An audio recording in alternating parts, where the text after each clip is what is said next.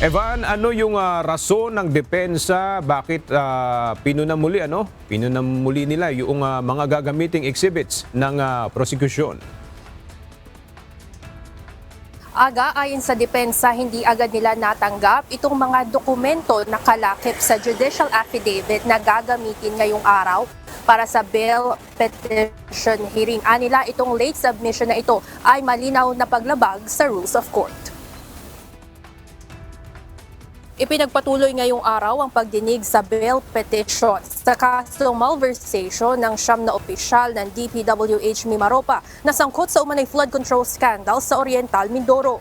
Bago tuluyang sinimula ng cross-examination kay Commission on Audit Auditor Victoriano Acosta, naghain agad ng motion to expunge ang defense team o kahilingang huwag gamitin ang ilang bahagi ng judicial affidavit ng testigo. Ang judicial affidavit ay ang sinumpiang salaysay na Acosta na isinumite sa hukuman upang magamit na ebidensya. Ayon sa depensa, nasa 50 pahina ng judicial affidavit at mga kalakip na dokumento ang hindi agad na ibigay sa kanila, kaya't hindi nila ito napag-aralan o nasuri ng buo bago ang pagdinig. Giit pa nila, dapat sanay naipadala ang kompletong kopya, 5 o kahit 3 araw bago ang hearing. Ngunit pa isa-isa umanong ipinapadala ang mga attachment at kagabi lamang naibigay ang iba.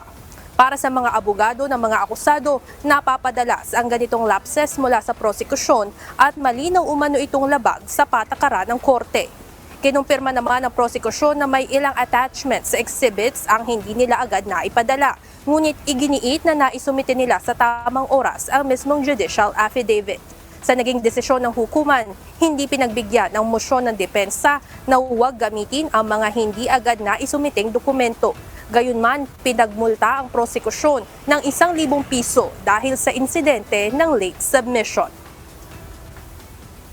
Aga mamayang 1:00 ng hapon ay isasagawa naman ang preliminary conference ng Sandigan Bayan 5th Division. Ito ay para sa kasong graft ng mga kapwa-akusado ni Zaldico na mga nasyam na DPWH officials mula Mimaropa. Dito sa preliminary conference, gagawin yung pagmamarka ng mga ebidensya at paglilista ng mga tetestigo sa kaso.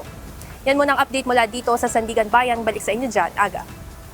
Maraming salamat, Evan Alvarez.